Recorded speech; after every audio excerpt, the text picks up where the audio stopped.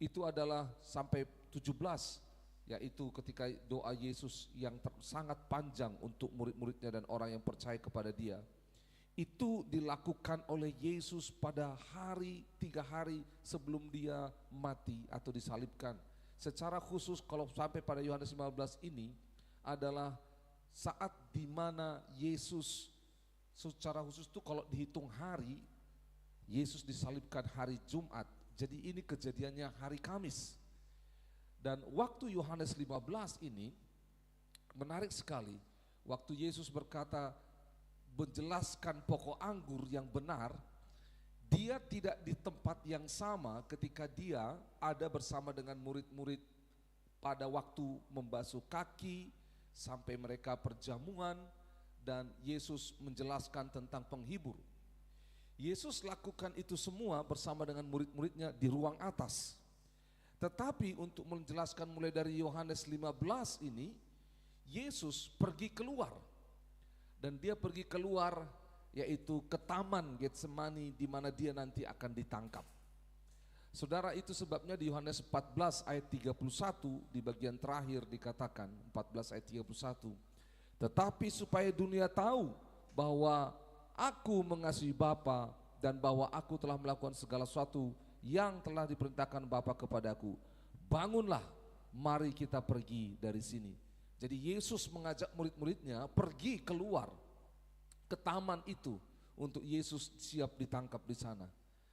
Yesus ditangkap di taman Getsemani dan di sana kita tahu sama-sama Yesus mulai mengajarkan tentang hal ini, tentang pokok anggur yang benar, tentang saling mengasihi dan bagaimana para murid itu bisa siap-siap ketika dunia membenci Tuhan Yesus dan dunia juga membenci para pengikutnya.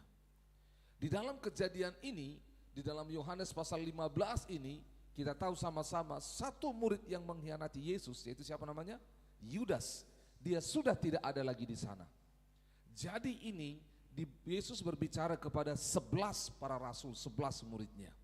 Dia menjelaskan supaya para murid rasul ini bisa melekat kepada Yesus seperti ranting melekat pada pokoknya. Nah, ini yang Yesus ajarkan yang selanjutnya, yaitu tentang saling mengasihi. Ayat 9. Seperti Bapa telah mengasihi aku, demikian juga aku telah mengasihi kamu. Tinggallah di dalam kasihku itu.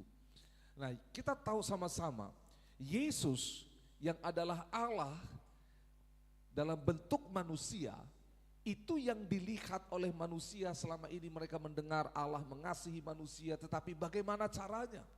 Karena pada zaman itu berkembang banyak ajaran-ajaran tentang bagaimana dewa-dewa, tuan-tuan mengasihi mereka, orang yang tanda kutip berdosa, orang yang lemah.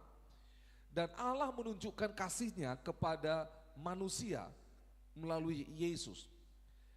Menarik, kasih yang ditunjukkan oleh Yesus ini adalah kasih yang lahir dari ketaatan. Dan kasih ini menarik karena apa? Di sini dikatakan ayat 9 telah. Jadi lihat, semua yang dilakukan oleh Yesus, mujizat-mujizat, perbuatan besar, ajaran-ajaran Yesus, semua kuasa yang muncul dari hidup dan pelayanan Yesus, itu adalah bentuk kasih Bapa yang nyata melalui Yesus. Dan kita lihat sama-sama, Yesus berulang kali berkata, kalau Bapa menghendakinya, kalau Bapa menghendakinya. Jadi ketika Bapa menghendakinya, itu adalah Bapa sedang menunjukkan kasihnya kepada Yesus dan kepada dunia ini. Jadi di sini menarik sekali, ketika perintah saling mengasihi diberikan, Yesus memberikan gambaran, yaitu seperti Bapa mengasihi aku, demikian juga aku mengasihi kamu. Oke, stop dulu di sini. Saudara, kalau kita nggak mengerti tentang Tritunggal Allah, maka kita akan terpikir berpisah. Oh, ini Bapa, ini Yesus. Yesus baru ke kita. Lihat apa yang terjadi, terpisah Allah Bapa dan Yesus. Tidak. Kita tahu sama-sama Tuhan kita, Allah kita satu dalam rupa Bapa dan rupa Anak dan rupa Roh Kudus. Jadi ini Allah dalam rupa Bapa telah menunjukkan kasihnya kepada Yesus.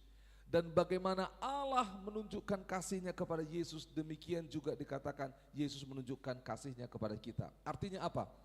Bapa mengasihi para murid.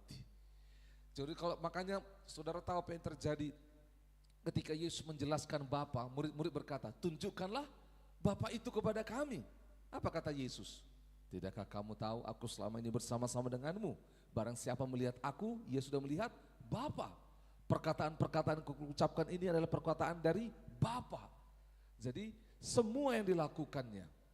Nah, kata telah di sini artinya sudah terjadi, bahkan terus akan terjadi.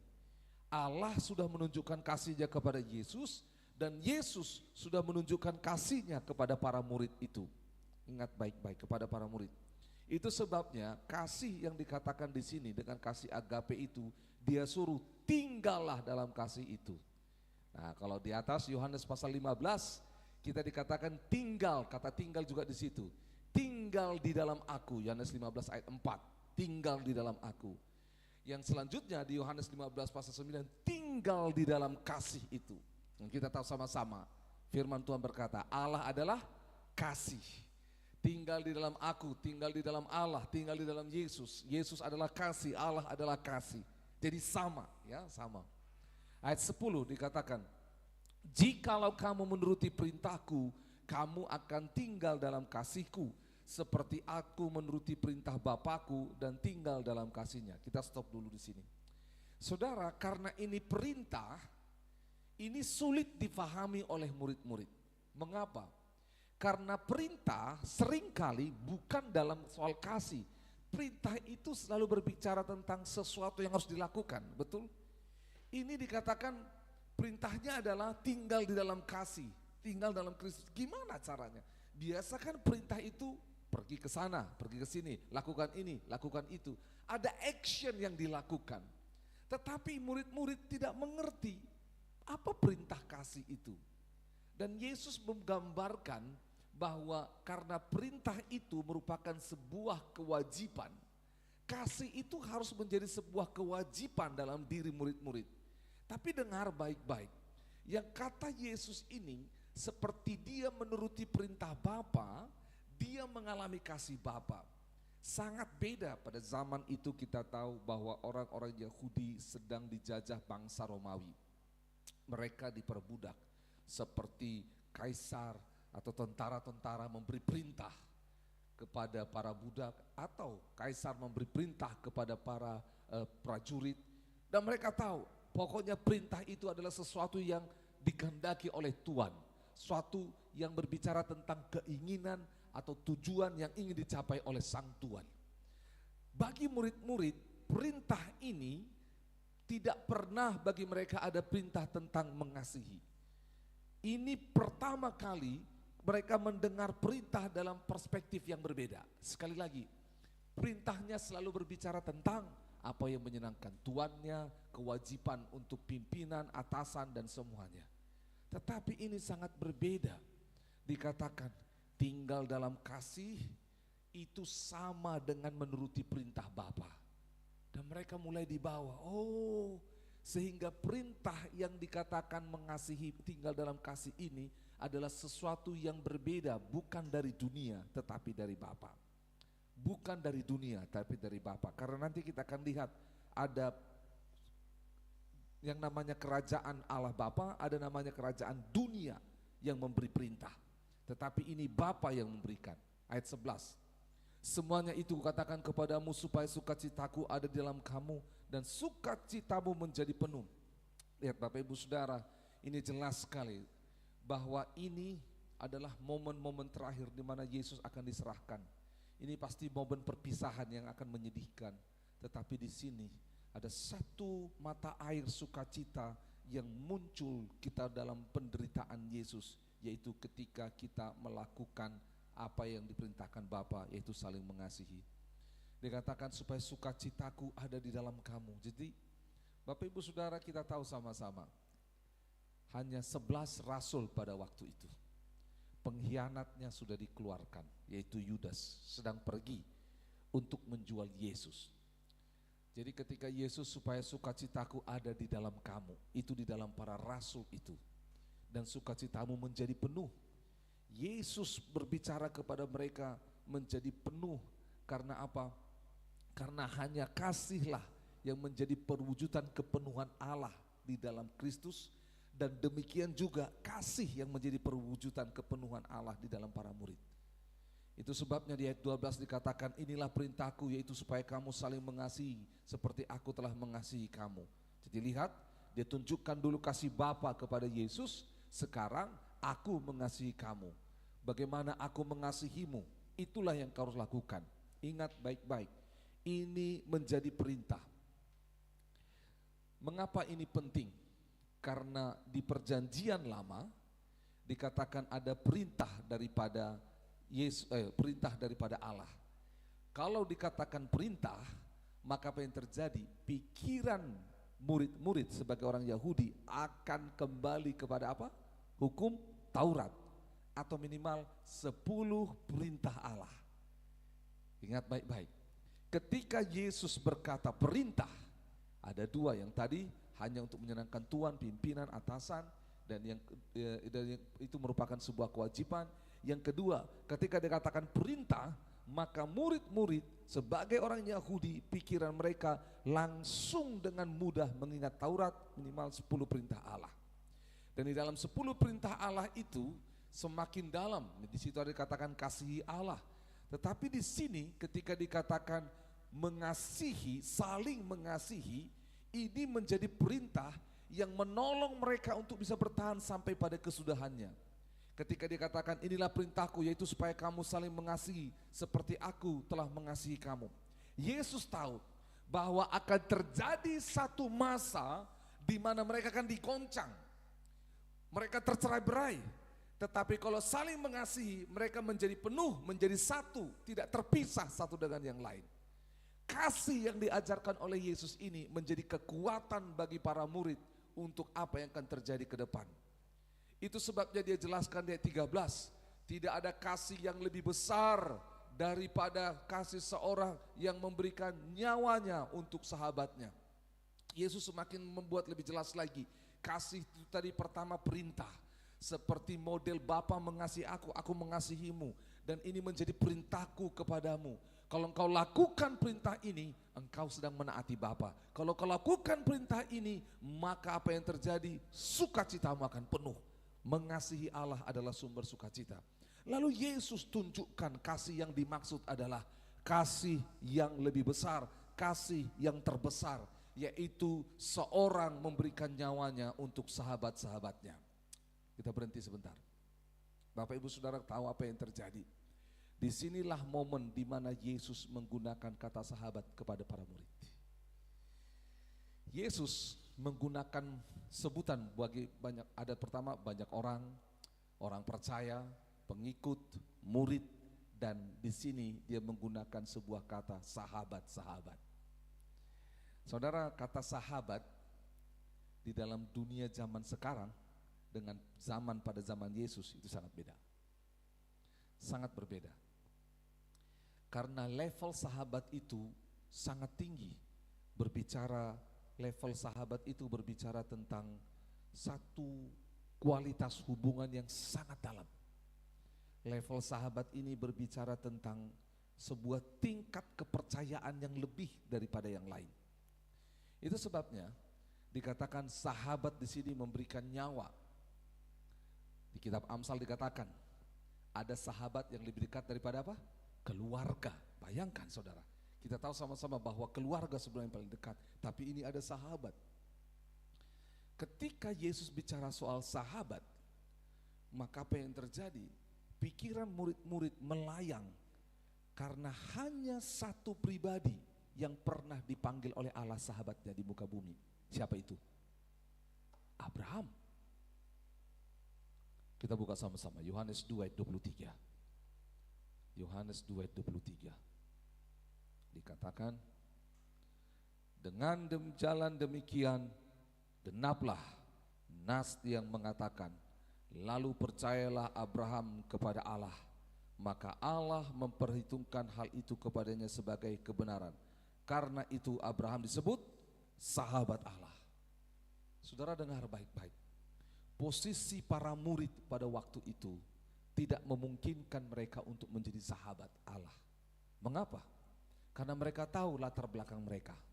Mereka tahu bahwa mereka unqualified, tidak mungkin memiliki kualitas seperti Abraham yang beriman dengan luar biasa. Tidak, gitu loh. Tapi saudara tahu apa yang terjadi? Menariknya, perbedaan ketika Allah berbicara kepada murid bahwa mengatakan pada muridnya bahwa engkau sahabat-sahabatnya adalah bahwa di sana sudah tidak ada lagi siapa? Yudas. Jadi 11 orang ini dikatakan sahabat-sahabatnya. Dan ketika dikatakan sahabat, mereka itu sedang diangkat statusnya. Diangkat statusnya dari orang biasa, dari orang yang tanda kutip hanya menerima perintah, dari orang-orang yang hanya sebagai pengikut, sekarang menjadi sahabat. Sahabat itu diangkat menjadi selevel, menjadi sama. Yesus memandang mereka sangat mulia, dipandang sebagai sahabat.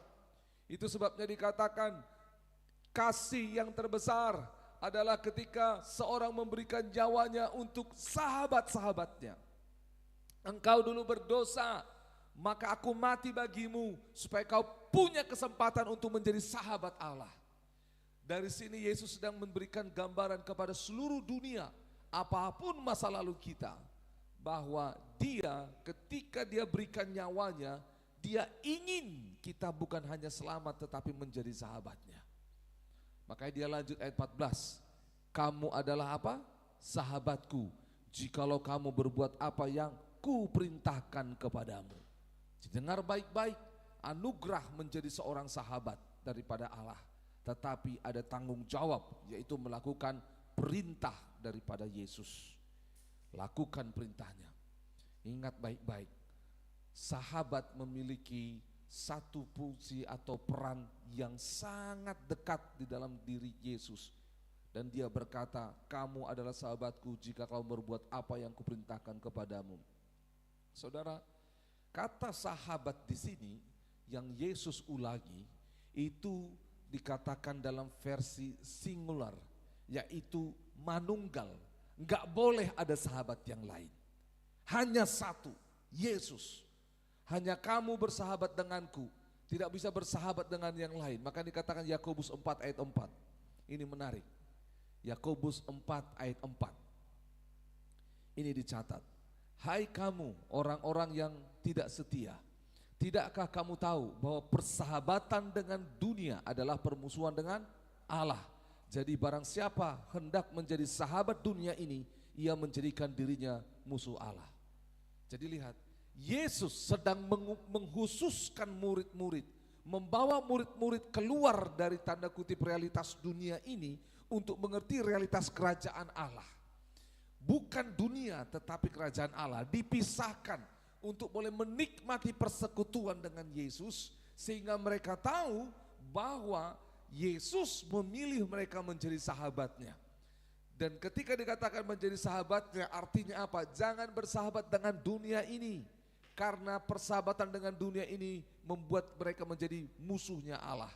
Jadi lihat yang kedua, ketika Yesus berkata kepada muridnya engkau adalah sahabat, permusuhan sedang terjadi. Betul? Bagaimana Yesus dan murid-murid akhirnya bermusuhan dengan dunia ini. Gitu ya. Ini penting karena ini nanti membuat kita faham mengapa dunia membenci Yesus dan murid-muridnya. Ini penting karena apa? Karena dunia ini adalah musuh daripada Allah.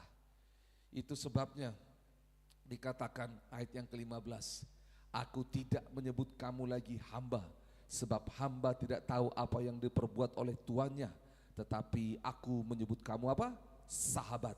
Karena aku telah memberitahukan kepada kamu segala sesuatu yang telah kudengar dari Bapakku.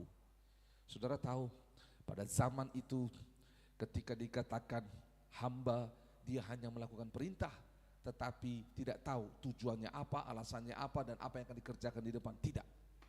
Hamba itu hanya melakukan perintah pada saat itu saja. Dan dia tidak perlu tahu, tidak punya hak untuk bertanya. Tetapi Yesus berkata kepada murid-muridnya, aku menyebut kamu sahabat karena aku telah memberitahukan kepada kamu segala sesuatu yang telah kudengar dari Bapakku. Segala sesuatu yang telah kudengar dari Bapakku ini, segala sesuatu. Tetapi segala sesuatu ini juga berbicara tentang proses kedatangan Yesus sampai kematiannya dan kebangkitannya. Makanya ketika Yesus sudah bangkit, murid-murid cari dia, Yesus selalu berkata, bukankah telah kukatakan kepadamu, bukankah telah kusampaikan kepadamu.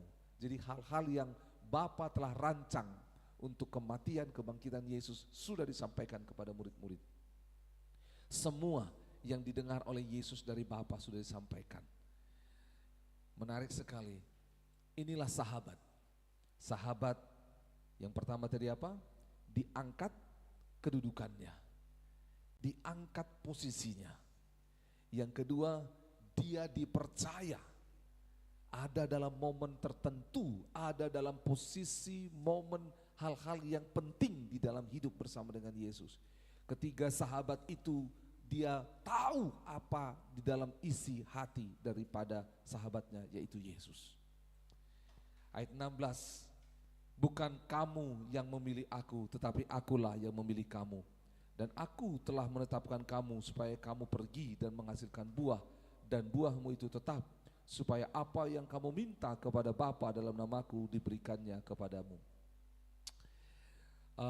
Banyak teolog menggunakan ayat ini sebagai predestinasi, yaitu pemilihan, doktrin pemilihan Allah kepada manusia tentang keselamatan. Tetapi kalau kita pelajari dalam konteks ini, ya, bukan pemilihan untuk keselamatan, tapi pemilihan Yesus untuk menjadi sahabatnya. Makanya yang dipilih akhirnya 11. Ada satu yang tidak terpilih, yaitu siapa? Yudas. Bukan kamu yang memilih aku, tapi akulah yang memilih kamu. Yudas dengan semua ketaatannya mau memilih Yesus tapi gagal. Nah, kalau Yesus tidak pilih, tidak akan berhasil. Dikatakan kepada sahabatlah perintah ini diberikan, yaitu saling mengasihi. Terus perintah yang kedua yaitu apa? Perintahnya yang adalah tinggal dalam kasih, saling mengasihi. Terus lanjut perintahnya yaitu apa? Menghasilkan buah, pergi dan menghasilkan buah. Itu yang dikatakan. Pergi dan menghasilkan buah, dan buah itu buah yang tetap. Itulah perintahku kepadamu, kasihilah seorang akan yang lain. Menarik ya. Jadi ketika Yesus membuat kesimpulan ayat 17, itulah perintahku kepadamu, kasihilah seorang akan yang lain. Jadi perintah daripada Yesus tentang mengasihi seorang akan yang lain ini menarik sekali, yaitu ketika mereka mengasihi, saling mengasihi satu dengan yang lain, para murid yang telah dipilih itu. Ingat konteksnya ketika mengasihi seorang akan yang lain, seperti Bapa mengasihi Yesus, Yesus mengasihi murid. Kasih inilah ketika ada di antara mereka membuat mereka bisa menjadi sahabat satu dengan yang lain. Itu sebabnya para murid ini setelah kejadian ini mereka tidak pernah terpecah-pecah. Saudara masih ingat nanti di bagian akhir daripada Yohanes, kitab Yohanes. Setelah kematian Yesus, Petrus dalam rasa bersalah juga dia pergi ke danau Tiberias untuk menangkap ikan. Saudara tahu apa yang terjadi? Murid-murid ikut dengan dia, aku juga ikut denganmu. Karena apa? Mereka sahabat, mereka satu, mereka tidak mau terpisah satu dengan yang lain. Nah, kita sudah melewati seksi pertama di dalam Yohanes pasal 15 ini. Sekarang kita lanjut ke dalam Yohanes pasal 15 mulai dari 18 sampai 27. Lembaga Alkitab Indonesia memberi judul Dunia Membenci Yesus dan Murid-muridnya. Nah, ketika tadi kita belajar tentang persahabatan dengan Allah, ketika Yesus mengambil muridnya menjadi sahabat, dan di situ terjadi apa? Permusuhan, menjadi sebuah batasan yang jelas. Ayat 18, jikalau dunia membenci kamu, ingatlah bahwa ia telah lebih dahulu membenci aku daripada kamu. Karena apa? Kedatangan Yesus ke muka bumi ini adalah sebuah arus yang sangat berbeda. Saudara masih ingat kejadian pasal 3, Yohanes pasal 3, bagaimana Yesus berbicara kepada Nikodemus. Ada dua kerajaan, kerajaan dunia dan kerajaan Allah, kerajaan yang akan datang. Yesus dari kerajaan di atas dari yang akan datang. Dan itu berbeda dengan di dunia ini. Dan kita tahu sama-sama bahwa pemerintahan dunia ini sudah dikuasai oleh roh jahat. Ketika roh jahat, ketika malaikat itu Lucifer jatuh ke dalam dosa, dia dilemparkan ke dunia ini, ke bumi ini. Dan itulah sebabnya apa yang terjadi, dunia ini dipimpin oleh roh jahat, penghulu-penghulu di udara. Dan katakan, kalau dunia membenci kamu, ingat bahwa ia telah lebih dahulu membenci aku daripadamu. Sejak dari awal, Yesus sudah tunjukkan bahwa dunia membenci dia. Dunia yang membenci dia kita lihat sama-sama, mulai dari proses kelahirannya. Iblis tidak mau Yesus lahir, maka dirancang pembunuhan bayi pada waktu itu, betul? Dan selama Yesus ada di muka bumi, iblis memakai baik roh jahat, bahkan orang Farisi, orang-orang yang jahat yang lain dihasut untuk boleh membunuh Yesus. Makanya ada percobaan untuk membunuh Yesus berulang kali. Dan itu sudah terlihat bahwa dunia membenci Yesus. Sementara Yesus di dalam kasih, kedaulatan dan kuasanya, dia tidak membalas kebencian manusia, kebencian dunia ini. Dia menunjukkan kasihnya. Lihat bagaimana caranya, ayat 19. Sekiranya kamu dari dunia, tentulah dunia mengasihi kamu sebagai miliknya. Tetapi karena kamu bukan dari dunia, melainkan aku telah memilih kamu dari dunia, sebab itulah dunia membenci kamu. Lihat apa yang terjadi. Kalau saudara, ini levelnya beda. Dikatakan kalau kamu dari dunia, ya kamu sejalan dengan dunia, gitu loh. Tetapi kalau kamu masuk ke dalam level sahabat daripada Allah, yang mengerti isi hati Allah, yang melakukan perintah Allah, yang tinggal di dalam kasih Allah, yang mau pergi melakukan kehendak Allah dan berbuah, inilah yang dikatakan bahwa dunia akan benci mereka. Saudara dengar baik-baik, kalau sampai hari ini dunia belum membenci kita, bisa jadi dunia sedang sejajar dengan kita. Dunia akan membenci kita ketika kita punya arus yang berseberangan dengan dunia ini. Dan arus yang berseberangan dengan dunia ini adalah hanya dengan arus kerajaan Allah, arus yang dari atas.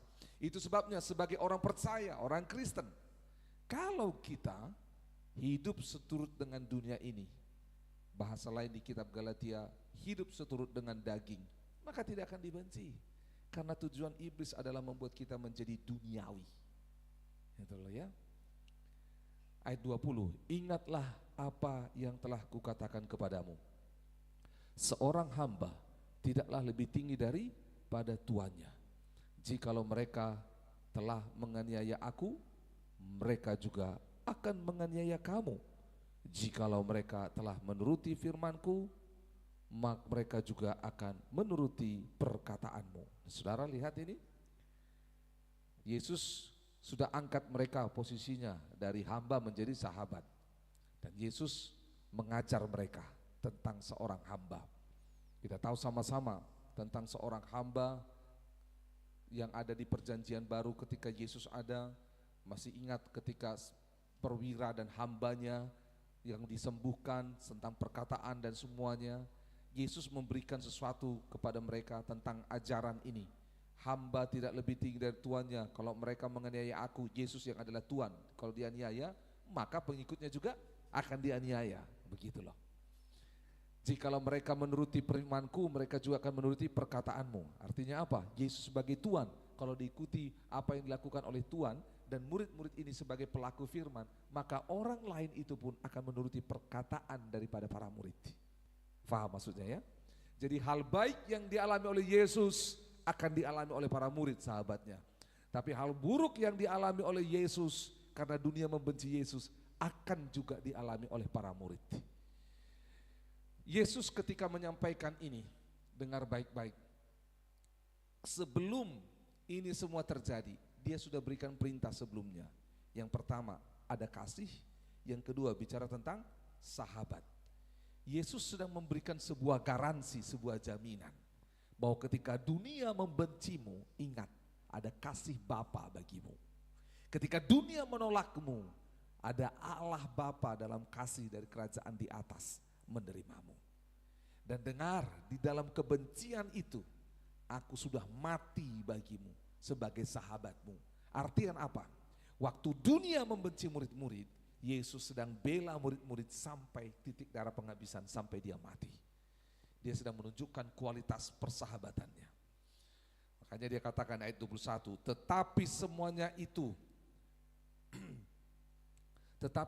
itu akan mereka lakukan terhadap kamu karena apa? Namaku, sebab mereka tidak mengenal Dia yang telah mengutus aku. Lihat baik-baik. Yesus akan mengalami semua ini karena Bapa. Kita tahu sama-sama ini adalah puncak terakhir di mana Yesus akan benar-benar mati. Karena sebelum-sebelumnya Yesus mau coba dibunuh pencobaannya, dan ini selalu tidak berhasil karena belum waktu Bapa.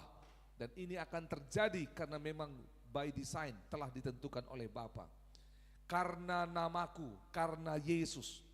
Itu sebabnya apa yang terjadi? Ini menarik sekali.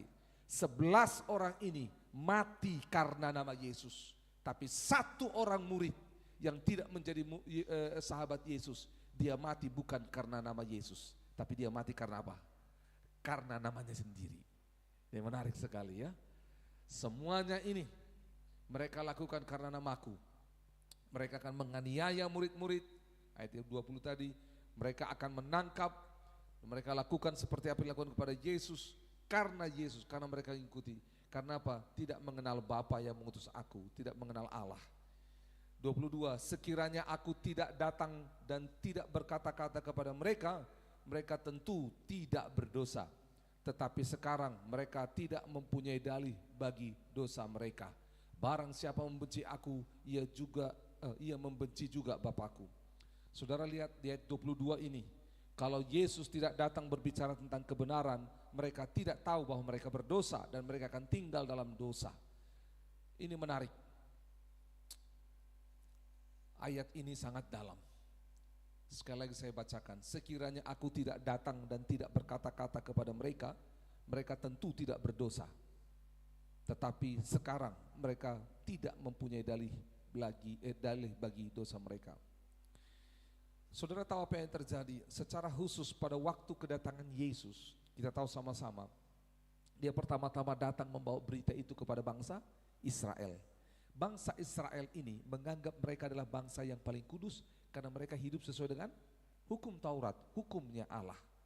Dan semua yang mereka lakukan ini, untuk melakukan hukum Taurat itu, mereka bisa melakukan dosa.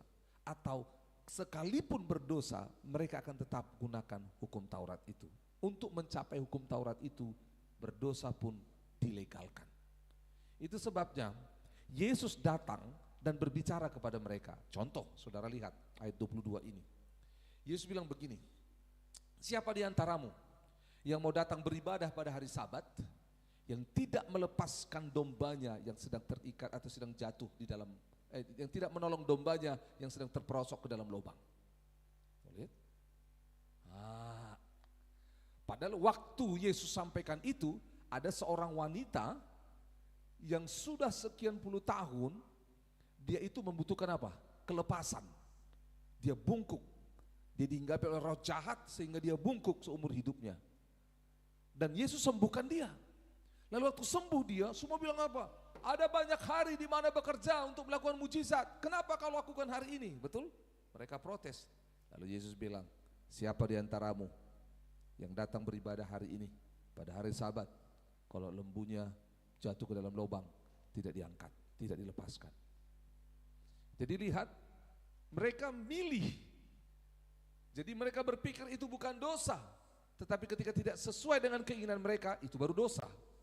Nah, itu sebabnya ayat ini sungguh powerful. Waktu Yesus berkata-kata kepada mereka, maka mereka akhirnya tahu bahwa mereka berdosa. Artinya apa? Kebenaran yang diajarkan Yesus itu membongkar dosa daripada bangsa itu. Nah, kepada kita orang percaya, saudara, kita harus tiru teladan Yesus, nggak boleh diam. Kalau kita tahu ada dosa, kita harus berani expose, mengungkapkan kebenaran. Karena kalau tidak, mereka tidak akan sadar bahwa mereka berdosa. Mereka anggap itu benar, gitu loh. Karena apa? Orang akan punya dalih, punya alasan untuk menutupi dosa mereka. Tapi bisa kan? Bisa kan? Gitu loh. Coba, saya membayangkan peristiwa yang saya sampaikan tadi. Ketika Yesus menyembuhkan seorang ibu yang bungkuk itu, dan tiba-tiba dibandingkan dengan seekor domba yang terperosok ke dalam lubang dan mereka tolong.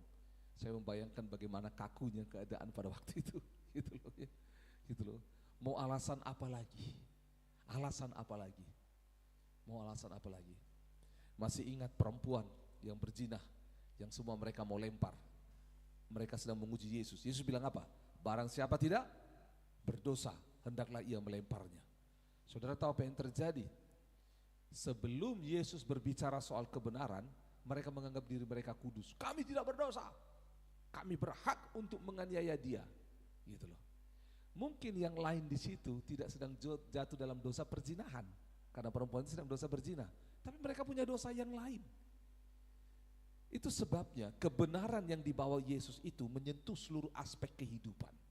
Jangan berpikir kalau aku benar dalam hal ini, aku berdosa dalam hal itu, kita punya hak untuk menghakimi orang yang bersalah atau berdosa. Tidak. Itu sebabnya di dalam diri Yesus, kebenaran itu berbicara tentang kekudusan Allah. Di mana kekudusan Allah itu berbicara tentang totalitas. Itu sebabnya menarik. Mengapa dunia membenci Yesus? Mengapa dunia membenci murid-muridnya? Karena Yesus dan murid-muridnya adalah orang-orang yang hidup dengan kebenaran, yang mengekspos, membuka, menelanjangi dosa manusia. Dan tidak semua orang siap ketika dosanya ditelanjangi. Mereka mencoba membuat alasan demi alasan, menutupi dosa mereka. Itu sebabnya mereka mau membunuh Yesus. Gitu loh. Karena apa? Kehadiran Yesus sekali lagi membuat mata mereka jeli, tetapi mereka tidak mau bertobat. Makanya Yesus kutip nubuatan daripada Yesaya, bangsa ini seperti nubuatan Yesaya, telah berat telinganya untuk mendengar. Gitu loh. Mereka dengar tapi tidak melakukan. Yesus lanjut, barang siapa membenci aku, ia membenci juga Bapakku. Ingat di atas kasih Bapa dan Yesus, ini benci juga. Jadi sebenarnya kebencian mereka kepada Yesus sedang menunjukkan penolakan mereka kepada Allah Bapa. Ayat 24, sekiranya aku tidak melakukan pekerjaan di tengah-tengah mereka seperti yang tidak pernah dilakukan orang lain, mereka tentu tidak berdosa. Tetapi sekarang walaupun mereka telah melihat semuanya itu, namun mereka membenci baik aku maupun Bapakku. Lagi-lagi diulang. Ayat 22 dan 24 ini mirip, ya. Satu tentang perkataan, yang kedua tentang mujizat yang dikerjakan oleh Yesus. Kalau Yesus tidak buat, bahkan dikatakan tidak pernah dilakukan oleh orang lain. Ini merujuk sampai kepada para nabi-nabi, orang-orang besar, orang-orang kudus. Tidak ada orang-orang kudus, nabi yang pernah melakukan seperti yang dilakukan oleh Yesus. Tapi lihat apa yang terjadi.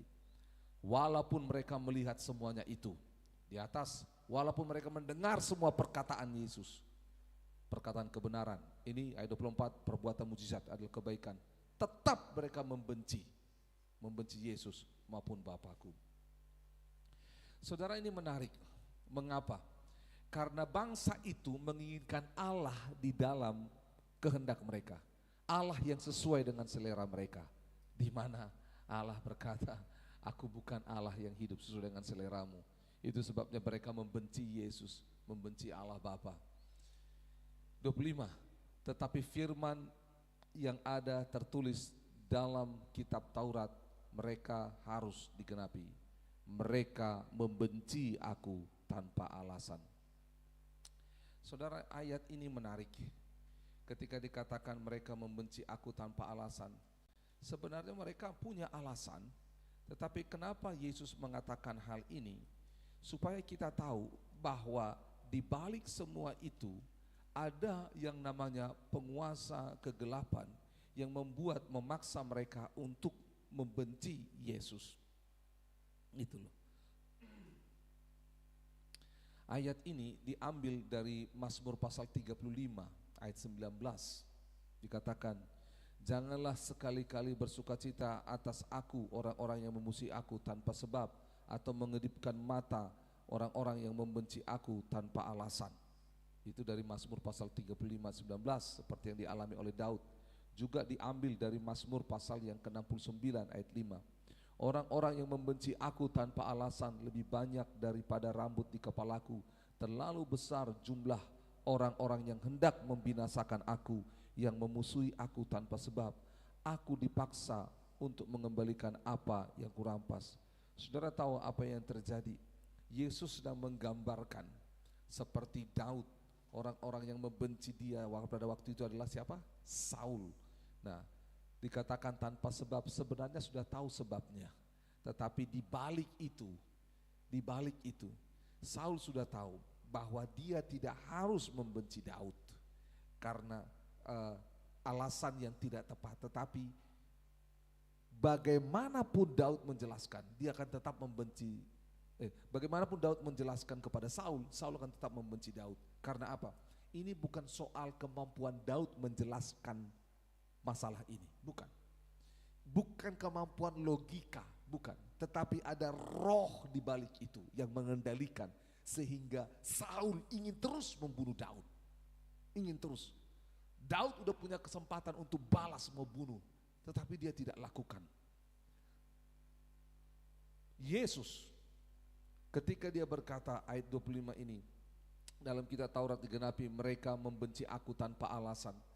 Kita tahu sama-sama, saudara, bangsa ini selalu punya alasan demi alasan untuk melakukan sesuatu yang menentang kehendak Allah, supaya kehendak mereka jadi.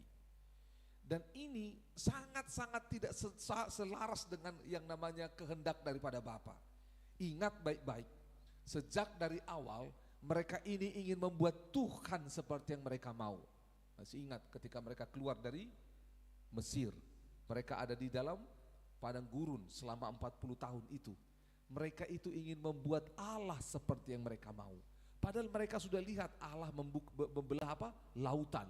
Allah mulai dari di Mesir, Allah membuat tulah, membuat hati Firaun dan bangsa itu akhirnya melembek dan akhirnya mengizinkan mereka keluar. Dan Allah membelah lautan, menenggelamkan semua pasukan Mesir. Allah hadir di situ dalam tiang awan, tiang api. Allah buat mujizat.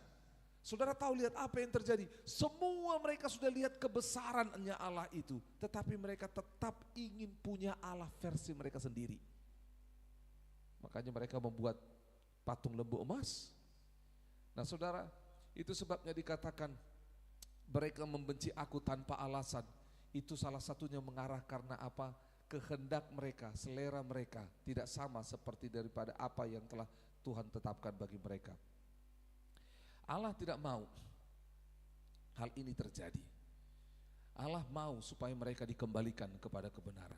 Ingat baik-baik, yang membuat mereka melakukan ini, membenci aku tanpa alasan, yaitu karena ada kuasa kerajaan dunia ini yang menjadi backup, yang berusaha menolak daripada Yesus, yang berusaha melawan kerajaan Allah. Itu sebabnya muncul ada dalih, ada alasan. 26. Jikalau penghibur yang akan kuutus dari Bapa datang, yaitu roh kebenaran yang keluar daripadaku, ia akan bersaksi tentang aku. Tetapi kamu juga harus bersaksi, karena kamu dari semula bersama-sama dengan aku. Ya.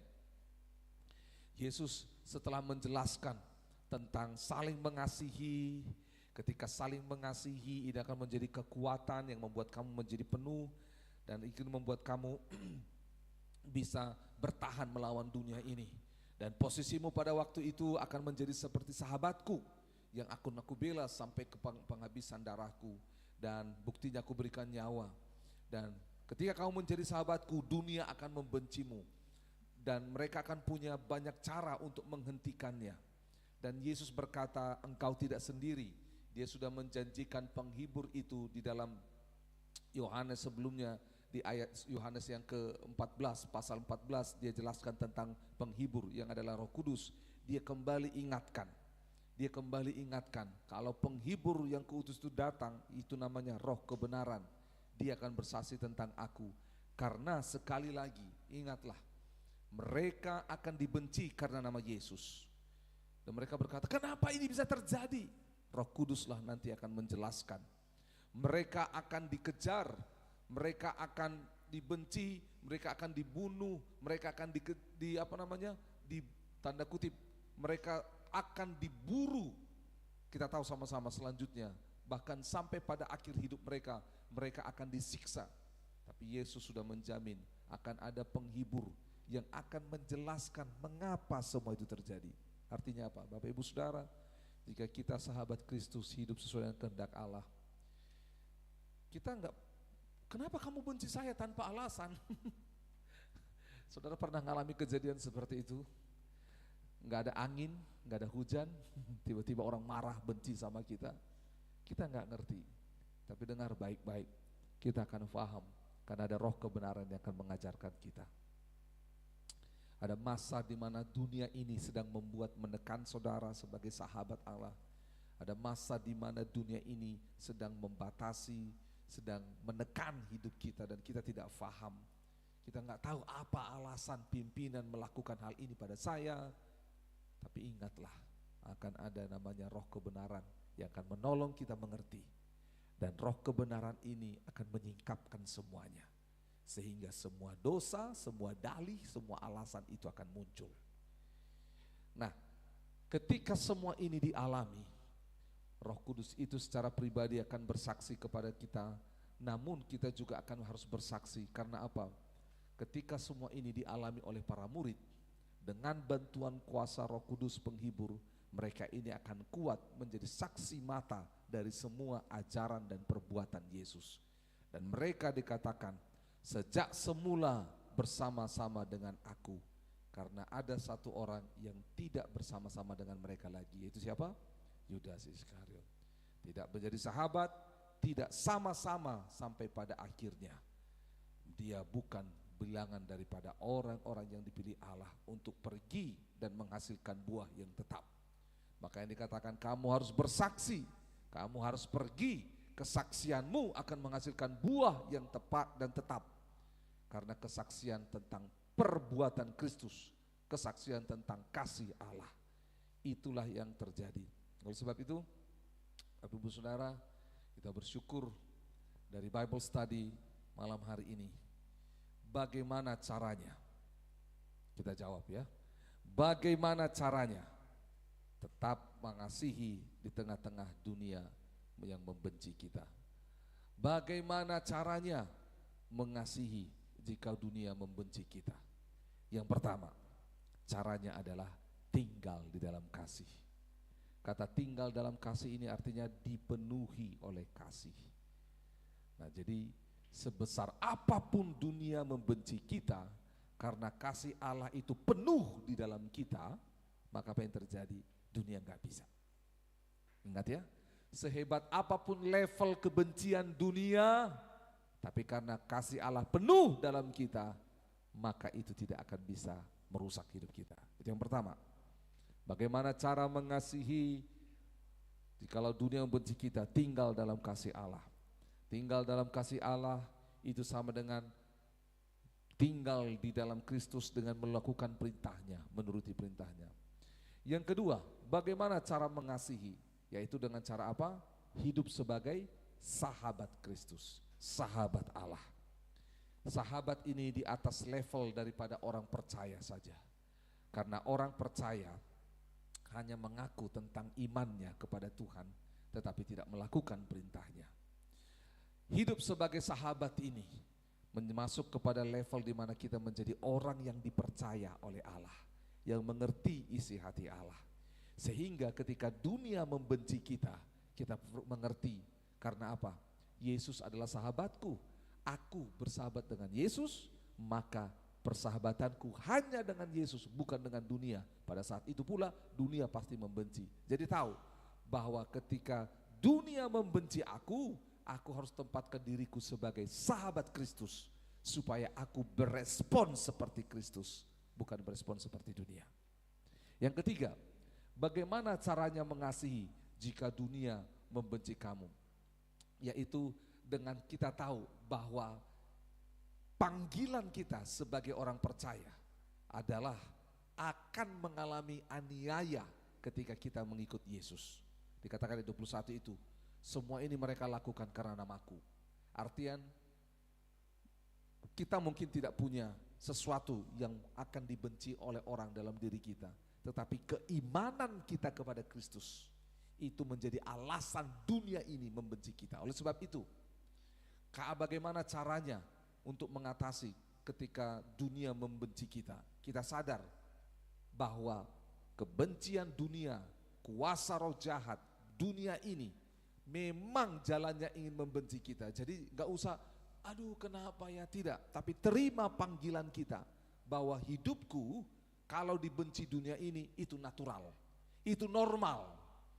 Kalau aku dibenci oleh dunia ini, itu normal, itu natural, gitu loh. Karena apa? Karena aku mengikuti Yesus. Mengikuti Yesus, bersahabat dengan Yesus, itu merupakan permusuhan dengan dunia. Yang keempat, bagaimana caranya tetap mengasihi jika dunia membenci? Yaitu apa? Dengan tetap melakukan kebenaran dan kebaikan. Ayat 22 yaitu memperkatakan kebenaran, ayat 24 melakukan kebaikan. Pekerjaan-pekerjaan di tengah mereka yaitu mujizat kebaikan yang dilakukan oleh Yesus. Tetap orang membenci kita, orang merancang jahat dengan kita, tetap perkatakan kebenaran dan tetap lakukan kebaikan. Itu caranya. Dan yang terakhir, bagaimana caranya kita tetap bisa mengasihi ketika dunia membenci kita? Yaitu ketika kita bergantung kepada Roh Kudus penghibur itu. Karena sekali lagi kita tidak bisa jadi kita gagal, bisa jadi kita salah, tetapi dengar, ada Roh Kudus yang akan menolong kita. Dan ketika Roh Kudus menolong kita, maka kita akan mengerti apa yang ada di balik semua itu. Hidup di dalam tuntunan Roh Kudus itu akan menolong kita sehingga kita bisa tetap mengasihi walau dunia membenci. Karena kasih kita akan terbatas, tapi Roh Kudus ketika ada dalam diri kita akan memampukan kita mengasihi dengan kasih yang tak terbatas. Dampak dari 5 hal itu, dampak dari ketika kita tahu bagaimana cara mengasihi jika dunia membenci kita adalah pada akhirnya, yaitu ayat 27, kita bisa menyaksikan Kristus pada dunia. Kita bisa menyaksikan perbuatan Tuhan. Karena kita mengalami ketika dunia membenci, kita mengasihi, tidak mudah melakukannya. Dan itu akan menjadi kesaksian. Kiranya Bible study ini menuntun kita bersama. Kita berdoa. Tuhan Yesus, kami bersyukur untuk firman-Mu. Kami bersyukur untuk Bible study malam hari ini. Kami melihat dunia yang dikendalikan oleh roh jahat, yang membentuk pasukan, yang membentuk alasan demi alasan untuk membenci Engkau ya Tuhan, untuk menolak Engkau, dan juga menolak orang-orang yang hidup di dalam kehendak-Mu. Tuhan, kami hidup di tengah-tengah dunia yang menolak Engkau, dan mereka juga menolak kami. Kami hidup di tengah-tengah dunia yang membenci Engkau, dan mereka juga membenci kami. Namun dari firman-Mu hari ini kami belajar ya Tuhan, untuk kami tetap saling mengasihi satu dengan yang lain, supaya kami bisa menjadi saksi bagi dunia yang sedang dikuasai kegelapan ini. Kami bisa menjadi saksi bagi dunia yang membenci Engkau. Tuhan Yesus, mampukanlah kami. Kami berdoa, pilihlah kami menjadi sahabat-sahabat-Mu ya Tuhan, orang yang memiliki hubungan yang intim dengan-Mu, orang yang mengerti isi hati-Mu, dan orang yang melakukan kehendak-Mu, orang yang melakukan perintah-Mu.